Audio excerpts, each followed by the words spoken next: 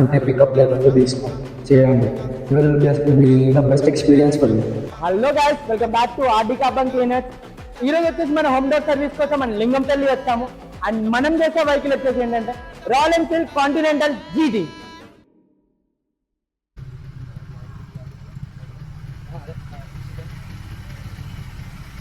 Brother, carbon cleaning చేపించక ముందు చేపించిన తర్వాత మీ వెహికల్ ఎలాంటి డిఫరెన్స్ చూసారు?